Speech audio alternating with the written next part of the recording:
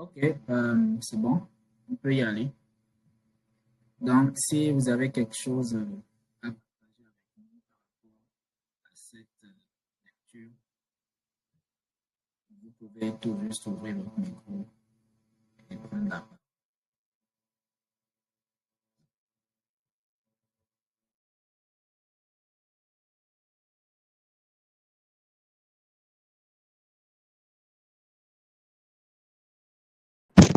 Oui, allô docteur, je vais placer un petit mot pour planter le décor. Oui, vas-y, Darius. Alors, je pense que les 10 commandements se résument en deux grands commandements que Jésus donnait dans le livre dans les 15 évangiles, où il disait ceci, que d'aimer Dieu de tout son cœur, de toute sa pensée, de toute son âme. Secondo, il disait également d'aimer notre prochain comme nous-mêmes. Si nous aimons Dieu, c'est certain qu'on ne va pas se prosterner devant les idoles. Si nous aimons Dieu, c'est certain que nous allons sanctifier le septième jour pour l'adorer. Si nous aimons Dieu, c'est certain que nous n'allons pas prononcer son nom en vain. Si nous aimons Dieu, c'est sûr certain que nous allons honorer nos parents. Je veux parler de père, mère et tout ce qui va avec parce que ils représentent Dieu, le Dieu sur terre. Ils incarnent l'autorité divine. Si nous aimons notre prochain, c'est certain que nous n'allons pas convoiter sa femme. Si nous aimons notre prochain, c'est certain que nous n'allons pas laisser à son endroit de faux témoignages. Si nous aimons notre prochain, c'est certain que nous n'allons pas le tuer, ainsi de suite. Donc je pense que tout tourne autour de l'amour que nous avons pour Dieu et de l'amour que nous avons pour notre prochain. Voilà. Et dans le chapitre 6, il insiste sur le fait que ces commandements ont été donnés par lui et non par un homme. Ces commandements ont été donnés par lui. Et puisque ces commandements ont été donnés par lui, nous n'avons pas de raison pour ne pas les respecter. Parce que Dieu, quand il parle, c'est que c'est vrai. Quand il parle, c'est que c'est un ordre. Donc, c'est tout ce que j'ai à compléter. Et le respect de ces commandements, il va de notre intérêt. Merci. Merci beaucoup pour ton partage. Je ne sais pas si monsieur Baguede, vous avez quelque chose à ajouter, à Bon, partager. oui, bonsoir, docteur, bonsoir, monsieur Marius et monsieur Darius. Bon, moi, j'ai pas grand-chose à dire. J'ai juste constaté que Dieu aime énormément les enfants d'Israël parce qu'il y a les lois, il donne les lois, il dit faites ci, il aura ci. Si vous faites ci, vous aurez ci, mais si vous faites ça là, le malheur, vous ne devez pas faire ci. En réalité, c'est un amour qu'il exprimait par ses lois et il voulait vraiment les conserver. Il voulait les garder et rester dans une très bonne intimité avec eux. C'est pourquoi il leur interdisait de ne pas faire ça. Généralement, quand quelqu'un commet un forfait et puis on ne lui éprouve aucun amour là, on ne s'intéresse pas à ça. On dit, bon, je parle de forfait n'importe lequel, hein. On peut dire, bon, c'est sa vie ou bien c'est quoi, et puis on laisse tomber. Ou on continue. À la rigueur, même là, on ne dit même pas, on ne donne même pas de conseils à la personne. Certains vont rester même à distance et critiquer. Mais quand on aime, on cherche à comprendre ce que la personne a fait. On va lui dire, il faut plus faire ça, il faut faire ci. Désormais, c'est ça, ça doit faire ci. Donc, j'ai constaté que cet amour que Dieu prouvait pour les enfants d'Israël, et il désirait énormément rester dans une bonne intimité avec eux. Et il leur donnait les lois qui vont régir la relation entre eux deux, Dieu et le peuple d'Israël. La deuxième chose, les peuples, les nations que Dieu a décidé que les enfants d'Israël vont chasser.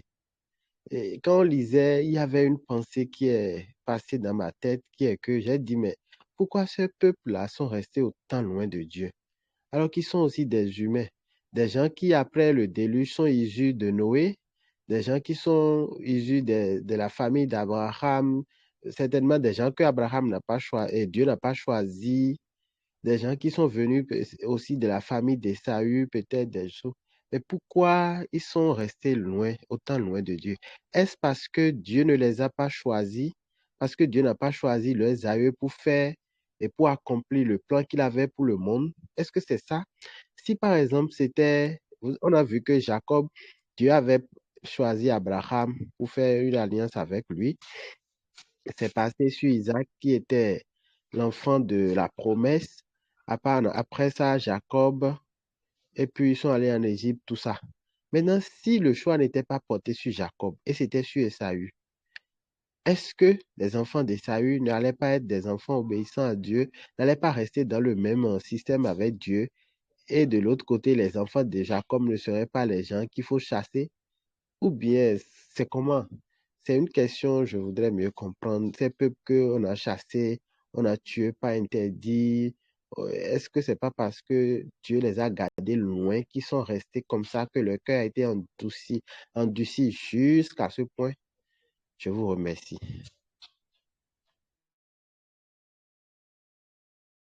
Et merci beaucoup, monsieur Baguidi, pour vos questions. Je pense quand même que hier, j'ai essayé de répondre à, à ces dernières questions que vous venez de poser. J'essaie de retrouver un passage que nous avions lu hier, je ne sais plus, il me semble que c'était chapitre 4, verset 34, je pense, hein, si je ne me trompe pas. Non, ce n'était pas le verset 34, peut-être le verset 29.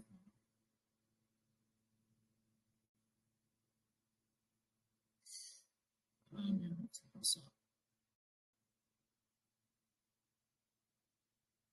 Ok, oui, je pense que je l'ai trouvé. Alors, on va relire Deutéronome 4, verset 19. Verset 19. Bon, je vais commencer par le verset 15. Là, ça va beaucoup mieux contextualiser les choses. Vous prendrez bien garde à vous-même, car vous n'avez vu aucune forme le jour où l'Éternel vous a parlé au mont Horeb du milieu du feu. N'allez pas vous corrompre en vous fabriquant des idoles, des figures ou des représentations quelconques d'après le modèle d'un homme ou d'une femme, ou le modèle de quelque animal vivant sur la terre, celui d'un oiseau volant dans le ciel, ou celui d'un animal qui se meut à ras de terre, ou encore d'un poisson nageant dans les eaux plus bas que la terre. N'allez pas lever les yeux vers le ciel et regarder le soleil, la lune, les étoiles et tous les astres du ciel, pour vous laisser entraîner à vous prosterner devant eux et leur rendre un culte. L'Éternel, votre Dieu, a laissé cela à tous les peuples qui sont sous tous les cieux. On va relire encore le verset 19. N'allez pas lever les yeux vers le ciel et regarder le soleil, la lune, les étoiles et tous les astres du ciel. Hier, j'expliquais déjà que Canaan était occupé par des peuples. Canaan était déjà occupé par des peuples avant que Dieu, d'accord, n'envoie Israël les chasser du territoire pour l'occuper. Et ces peuples-là ne connaissaient pas Dieu. Ils ne connaissaient pas l'Éternel. En réalité, il faut comprendre que l'Éternel, d'accord, Dieu, le Tout-Puissant, celui que nous adorons, dans la conception en fait des peuples qui occupaient Canaan, l'Éternel faisait en fait, il était un peu comme un Dieu parmi les dieux. Vous voyez, il était considéré comme un Dieu parmi les dieux. Pour eux, l'Éternel n'était pas le Dieu tout-puissant, le Dieu d'entre les dieux, celui qui est au-dessus de toutes choses, le créateur de toutes choses. Non. Pour eux, c'était que l'Éternel, d'accord, était un Dieu parmi les dieux. Dans les peuples, ces peuples-là, d'accord, n'adoraient pas qu'un seul Dieu, ils adoraient plusieurs divinités. C'était des peuples où le polythéisme était, comment dire, c'était des peuples polythéistes, c'est-à-dire que c'est le polythéisme, eux, ils connaissaient. Il n'y a que, en fait, Israël, le peuple d'Israël, qui est choisi. Bon, je ne vais pas dire qu'ils ont choisi le monothéisme, non. Mais Dieu s'est imposé à eux parce que Dieu les a choisis, eux.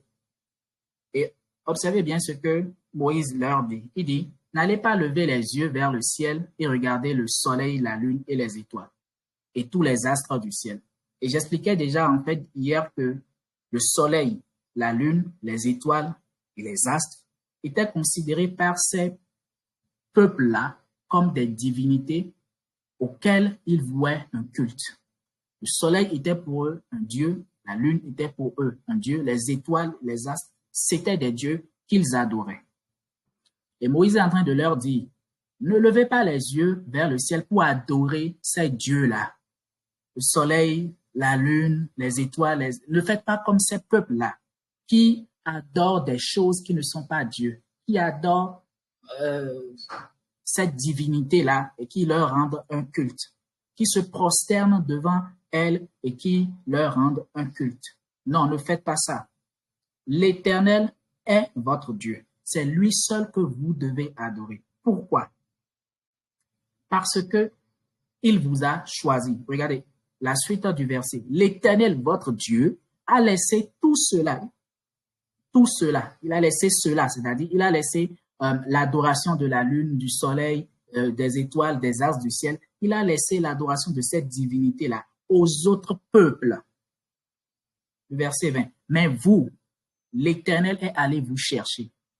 Il vous a arraché de cette fournaise de fer qui était l'Égypte pour faire de vous son peuple, celui qui lui appartient, comme vous l'êtes à présent.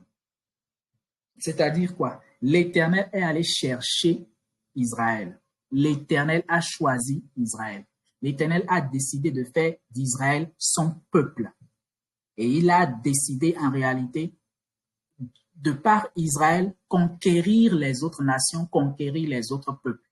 Pourquoi Dieu choisit en fait de procéder de la sorte? Hier, toujours, je pense que c'était, si je ne me trompe pas, chapitre 4, verset 6 à 7. Pourquoi l'Éternel décide de procéder ainsi? Il dit, la loi que je vous ai donnée, obéissez à cette loi, appliquez cette loi. C'est cela qui vous rendra sage et intelligent aux yeux des peuples. Ils en entendront parler et ils s'écrieront, il n'y a qu'un peuple sage et avisé. C'est cette grande nation, c'est Israël. Dieu a laissé les autres peuples, d'accord, les autres nations, continuer d'adorer les divinités qu'ils connaissent, continuer d'adorer les étoiles, la lune, le soleil et toutes ces choses. Mais il s'est personnellement révélé à Israël et il a décidé d'entrer en alliance avec Israël en lui donnant une loi tellement parfaite, une loi tellement excellente que si Israël applique cette loi et obéit à cette loi, Israël sera véritablement une nation prospère, une nation grande. On dit, si vous appliquez, si vous obéissez à ces lois, vous serez sages et intelligents aux yeux des autres peuples. Et alors, ces autres peuples, ils entendront parler de votre intelligence et de votre sagesse. Et ils diront, il n'y a pas de peuple plus sage et de plus avisé que cette grande nation qu'est Israël. C'est simple en réalité, il faut le comprendre. Les divinités, d'accord, que adoraient les autres peuples, eux aussi, ils avaient des lois. Ces divinités-là avaient des lois que ces peuples-là, auxquels ces peuples-là devaient obéir. Mais leur loi, lorsqu'on va comparer la loi de cette divinité-là, les lois de cette divinité-là, à celle que l'Éternel donne au peuple d'Israël, la loi de l'Éternel est beaucoup plus supérieure, elle est beaucoup plus excellente que celle auxquelles étaient soumis les autres peuples. Vous voyez? Et donc, c'est comme je le disais hier, il fallait qu'il y ait une différence notable. Il fallait qu'il y ait une, une démarcation, d'accord, notable entre Israël et les autres peuples. C'est-à-dire que les autres peuples doivent se dire, mais nous adorons cette divinité-là. Et regardez comment est-ce que nous sommes. Mais regardez, Israël n'adore qu'un seul Dieu. Et regardez comment est-ce que Israël prospère, regardez comment est-ce que Israël est grand. Vous voyez? Donc, Dieu a choisi Israël pour en faire une nation grande au milieu des autres nations, pour en faire un peuple grand au milieu des autres peuples, de sorte que les autres peuples voient en Israël, je ne sais pas, de sorte que les autres peuples voient le Dieu d'Israël comme étant le seul et le véritable Dieu. En réalité, c'est ça. Dieu fait cela pour se glorifier au milieu d'Israël, afin que les autres peuples puissent croire, afin que les autres peuples puissent véritablement le choisir, lui. La preuve, en Israël, il n'y avait pas que des Juifs, il n'y avait pas que des descendants, il n'y avait pas que des descendants d'Abraham, il n'y avait pas que des descendants de Jacob. Il y avait également des étrangers. Il y avait également des gens qui ont embrasé la religion juive. Et jusqu'à aujourd'hui, c'est ainsi. Jusqu'à aujourd'hui, les Juifs, en termes d'intelligence et de sagesse, c'est la crème de la crème. Jusqu'à aujourd'hui, les Juifs sont respectés pour cela. Vous voyez? Et donc, il devait y avoir cette démarcation-là, cette différence-là entre Israël et les autres peuples. Et c'est pour cela que Dieu a choisi Israël, pour se glorifier, pour se révéler par ce peuple-là aux autres nations. Vous voyez? Et lorsque nous avons lu le chapitre, je pense que c'est le chapitre 5, non?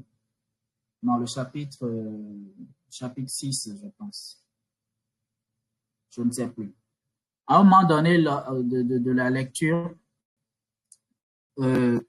Dieu dit clairement à Israël qu'il n'a pas choisi Israël parce que Israël était plus fort. J'essaie de retrouver le verset. Je pense que ça doit être chapitre 7. Chapitre 7. Voilà, chapitre 7, verset 7. Verset 7.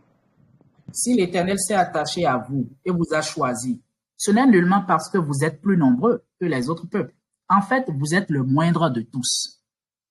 Hein?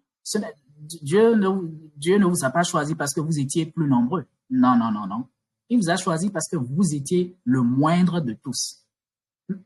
Mais c'est parce que l'Éternel vous aime et parce qu'il veut accomplir ce qu'il a promis par serment à vos ancêtres. C'est pour cela qu'il vous a arraché avec puissance au pouvoir du Pharaon, roi d'Égypte, et qu'il vous a libéré de l'esclavage. Il y a quelque chose que vous devez comprendre avec le peuple d'Israël, c'est vrai que le peuple d'Israël a remporté plusieurs guerres. C'est vrai que le peuple d'Israël a, combattu et a exterminé plusieurs nations. Mais remarquez que ils n'ont jamais été une nation guerrière, hein, Israël. Les autres peuples étaient beaucoup plus organisés. Ils étaient beaucoup plus nombreux, beaucoup plus organisés qu'eux. Si vous observez bien l'histoire, vous vous rendrez compte que Israël, c'est un petit peuple. Israël, c'est un petit peuple. Ils n'ont aucune force en réalité. La seule force qu'ils ont, c'est Dieu. Et c'est toujours par des signes, des prodiges, pas des miracles, que Israël arrive à battre, arrive à tirer son épingle du jeu. Israël n'est jamais allé par sa propre force, lui-même par sa propre force.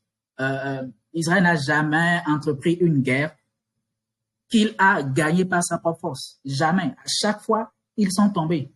À chaque fois, on les a exterminés. À chaque fois, ils ont été bien bastonnés. Parce que Israël n'a jamais été une nation guerrière. Un peuple qui a été en esclavage pendant 400 ans, qui a erré dans le désert pendant 40 ans. Vous n'attendez pas d'un peuple comme cela qu'il soit, je ne sais pas, une nation guerrière. Non, Israël était le moindre, on ne les connaissait même pas. La seule chose qui faisait que Israël était connu, eh bien, c'était Dieu. C'est Dieu qui était avec Israël et c'est Dieu qui faisait que Israël remportait les batailles, remportait les guerres et allait de gloire en gloire. C'est Dieu qui a tout fait pour Israël. Vous voyez? Non, Dieu le leur dit clairement. Je vous ai choisi en réalité. C'est un peu, Dieu veut prouver quelque chose. Vous voyez cette nation Israël là, vous l'avez tous connue, vous la connaissez. Ce n'est pas une nation puissante. Ce n'est pas une nation, on ne la connaît même pas. On ne la connaît pas. On ne sait pas d'où elle vient. Israël, les autres peuples savent, ils le savent. Ils le savent très bien que Israël n'est pas une si grande nation que cela. Ils savent que Israël n'est pas organisé sur le plan militaire. Ils savent que Israël n'a pas de force. Israël, c'est une nation très faible. C'est Dieu qui fait la force d'Israël. Et c'est pour ça qu'Israël devait tout le temps se reposer sur Dieu, en réalité. Et Dieu veut prouver par là que moi, l'Éternel, le grand Dieu tout-puissant, j'ai pris un peuple néant, un peuple que personne ne connaît. Et j'ai pris ce peuple-là et j'en ai fait une grande nation. Moi, l'Éternel, j'ai fait la renommée de ce peuple-là. Moi, l'Éternel, j'ai fait la réputation de ce peuple-là. Ce n'est pas qu'ils sont plus nombreux, ce n'est pas qu'ils sont plus forts. Non, au contraire, ils sont les plus faibles. Mais parce que moi, je suis en Israël, personne ne peut atteindre, personne ne peut faire du mal à Israël. Il faut comprendre que c'est également une bataille spirituelle. Et c'est comme je l'expliquais hier. Toutes les nations du monde sont dirigées par des entités spirituelles. Lorsque nous prenons le cas de l'Afrique, plus précisément du Bénin, lorsque nous prenons toute la sous-région, tout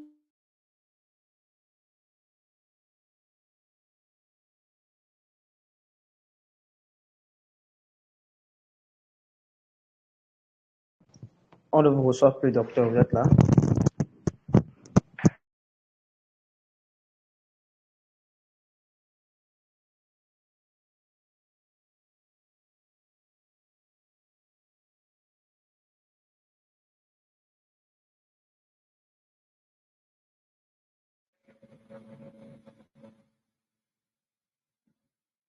Désolé, ma connexion m'a lâché à un moment donné. Je ne sais plus trop où est-ce que j'en étais. Est-ce que vous pouvez m'aider à rattraper le fil de la discussion? Bon, sinon, je pense qu'on parlait du fait que si Israël a été libéré d'Égypte, ou bien si l'Israël, voilà. Ou bien on commentait plutôt Deutéronome 7.7. Voilà. Ok, oui, mais bon, je sais que j'ai beaucoup parlé à ce niveau du coup. Je ne sais pas à quel moment, en fait, je me suis arrêté. Est-ce que j'ai parlé de, par exemple, des nations du monde qui sont dirigées par des entités spirituelles? Est-ce que j'étais déjà à ce niveau-là? Est-ce que Oui, vous tu m'avez étais suivi? à ce niveau. On a suivi ça. D'accord. Donc, comme je le disais, toutes les nations du monde, en fait, sont dirigées, gouvernées par des entités spirituelles. Et quand je parle d'entités spirituelles, je veux parler de démons, en réalité. Et donc, c'est une guerre spirituelle, en réalité, entre Dieu, entre le peuple de Dieu, d'accord, et les autres peuples qui sont, en fait, sous l'influence de démons. Vous voyez?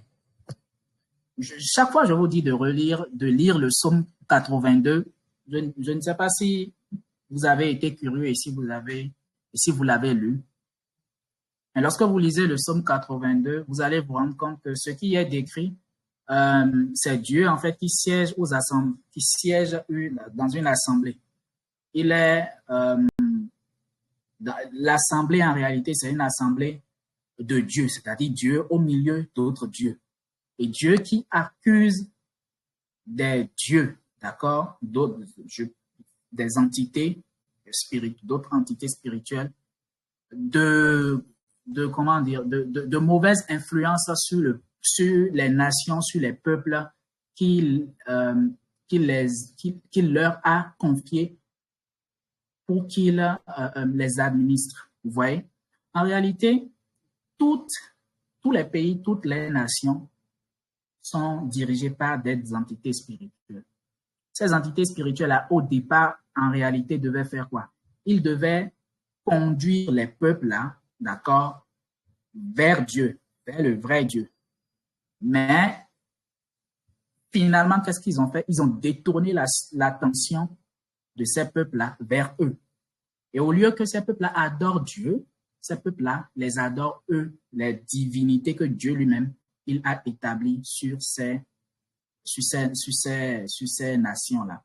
Et donc, en fait, c'est une guerre.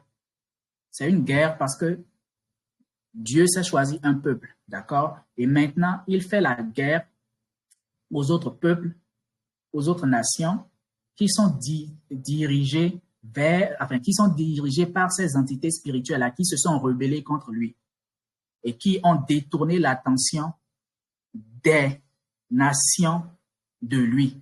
Vous voyez? Donc, c'est une guerre spirituelle.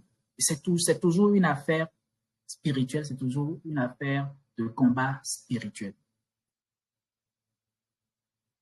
Lorsque Dieu vainquait, lorsque Dieu il combat les autres nations, qu'il les extermine, vous pouvez vous poser, vous ne vous êtes jamais demandé, mais pourquoi Dieu demande en fait qu'on tue toutes ces personnes-là? Pourquoi est-ce qu'il demande en fait que on vous pas interdit toute la ville, toute une ville, qu'on tue les enfants, les femmes, les hommes, tout, qu'on brûle toute la ville? Vous ne vous êtes jamais jamais posé cette question?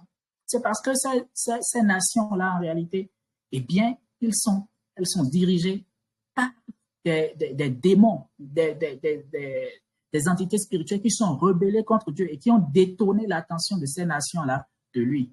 Et donc, Dieu, d'accord, les extermine. Dieu, il est dans un combat en réalité. Et il veut ramener, en fait, tous les autres peuples à lui par Israël. Et c'était une étape. Israël n'était qu'une étape.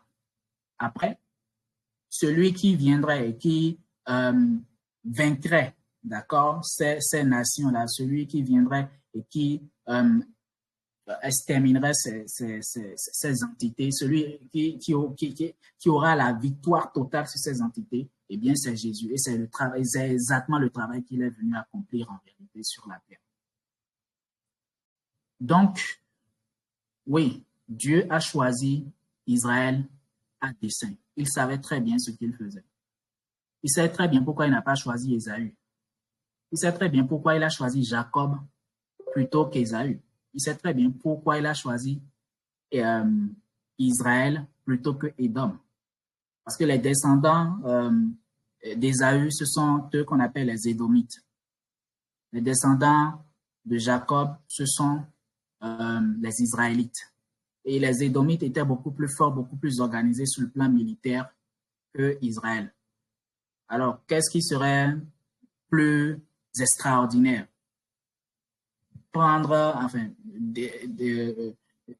Choisir Édom comme son peuple ou choisi Israël comme son peuple. Ce qui serait plus extraordinaire, c'est de faire d'Israël un peuple qui a connu 400 ans d'esclavage, c'est de faire d'un peuple pareil une grande nation. Ça, c'est un miracle. Ça, c'est extraordinaire. Et ça, c'est beaucoup plus impactant. C'est dans nos faiblesses que le Seigneur se glorifie. C'est dans nos faiblesses que le Seigneur, voilà, déploie toute cette capacité, déploie toute sa puissance. Vous comprenez que rien n'était au hasard. Dieu, il n'y a pas de hasard dans tout ce que Dieu faisait. Il ne tâtonnait pas. C'était un plan bien précis, bien millimétré, bien mesuré. Il savait très bien ce qu'il faisait. Et c'est ça qui fait toute la beauté de l'histoire. Et lorsqu'on le comprend ici, on comprend que oui, notre Dieu, il est vraiment puissant. Et il sait toutes choses, il fait toutes choses à merveille. J'avais beaucoup de choses à dire par rapport à ce passage-là, enfin à ces deux, trois chapitres que nous avons lus ce soir, mais bon, le temps est passé, il est 14h02. C'était quand même important que nous revenions sur ces petits détails qui font toute la différence et qui nous permettent de mieux comprendre toute l'histoire d'Israël.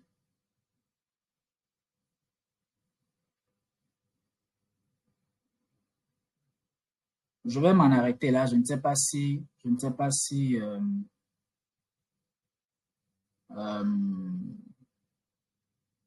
si vous avez des choses à ajouter. Regardez par exemple le verset 17 du chapitre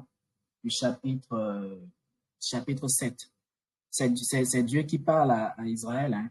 Peut-être te diras-tu, ces peuples sont plus puissants que moi. Comment pourrais-je les posséder? Et Dieu qui répond, n'aie pas peur d'eux.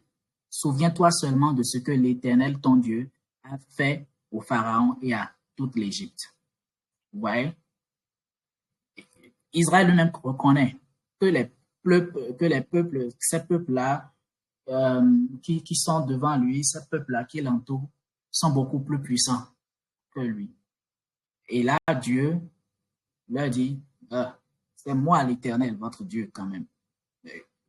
Rappelez-vous de ce que j'ai fait en Égypte et confiez-vous simplement à moi. Et vous verrez comment est-ce que je supprimerai tous ces peuples-là devant vous. Vous verrez comment est-ce que je les livrerai entre vos mains. Vous voyez? Donc, c'est simplement Dieu qui utilise une nation très faible pour en faire une grande nation et pour que le monde et les autres nations, les autres peuples puissent reconnaître qu'il n'y a de Dieu que l'Éternel des armées, le Dieu d'Israël. En réalité, c'est cela qu'il faut comprendre. Verset 21, ne tremble pas devant eux, car l'Éternel, ton Dieu, est au milieu de toi.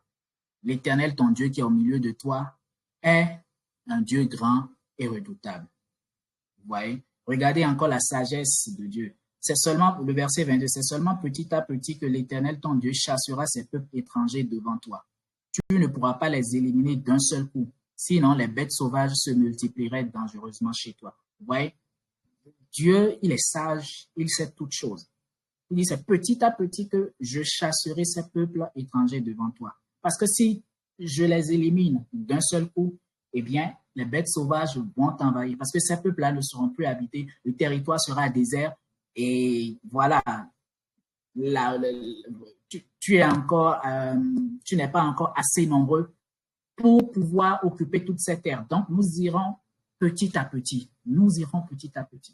Et ça m'amène à dire, parfois, nous voulons que Dieu fasse de grandes choses dans nos vies. Nous voulons voir les choses se manifester en même temps. Nous voulons tout avoir en même temps.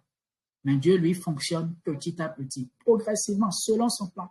Parce qu'il sait que s'il nous donne tout maintenant, eh bien, ça va nous créer encore beaucoup d'autres soucis. Donc, faisons simplement confiance au Seigneur et quelles que soient nos faiblesses, sachant que c'est une opportunité pour Dieu de se glorifier et de faire transparaître sa gloire, afin que, oui, tous ceux qui nous observent puissent comprendre que nous servons le véritable Dieu. Je vais m'en arrêter là, même si il y a beaucoup de choses à dire, que le test est vraiment très inspirant et très édifiant. Je pense que chacun de nous, chacun de son côté, va relire pour tirer tout le jus, comme le dit l'un de mes aînés, extraire tout le jus qu'il y a dans le test. Je vais m'en arrêter là. Je ne sais pas si M. Baguidi, je ne sais pas si, je pense avoir répondu quand même à votre question, hein, ou si vous avez Oui, encore des points donc vous pouvez demander. non, c'est bon, merci. D'accord. Ok, je pense qu'on va s'arrêter là. Je vais demander à M. Baguidi de prier pour nous, pour que nous puissions clôturer cette session. Priez aussi pour Fumilayo, pour toutes ces personnes voilà, qui nous suivaient, qui étaient réguliers et qui maintenant se font de plus en plus rares. Que le Seigneur leur donne la disponibilité pour qu'ils puissent toujours se connecter et profiter de ces moments avec nous. Ok. Seigneur, nous voulons te dire merci. Merci pour cette grâce, cette faveur que tu nous as fait encore de venir dans ta présence, de fouiller ta parole et de comprendre. Je voudrais que tu nous donnes aussi le cœur obéissant afin que nous puissions jouir de toutes les grâces qui sont y attachées. Tu as donné des lois aux enfants d'Israël. Aujourd'hui, tu voudrais que nous soyons aussi attachés à toi, que nous te désirons, que nous soyons avec toi pour toujours. Seigneur, guide nos cœurs dans cette direction pour la gloire de ton nom. Donne-nous un cœur circoncis et obéissant pour la gloire de ton nom. J'ai une pieuse pensée pour notre sœur Fumilayo et toutes ces personnes qui étaient régulières avec nous, mais aujourd'hui qui n'ont certainement plus le temps ou pour d'autres moyens ne peuvent plus nous suivre. Seigneur, je veux te prier, rends-les encore disponibles. Toi, le Dieu qui crée le vouloir le faire, mets en eux encore cette volonté pour la gloire de ton nom. Maintenant que nous voulons nous séparer, sois avec nous dans cet après-midi pour les tâches que nous avons accomplies. Seigneur, sois avec nous et que tout soit fait pour la gloire de ton nom. Sois avec nous. J'ai prié au nom de Jésus. Amen. Merci beaucoup, M. Amen. Et donc, Demain. c'était notre dernière lecture de... C'est la dernière lecture de la semaine. Hein. On ne se verra pas demain, ça fait à la semaine prochaine. D'accord, la semaine prochaine. Ok, je vous souhaite un très bon début de week-end et que le Seigneur soit avec chacun de nous. Amen. Merci beaucoup. Pareil à vous. Merci.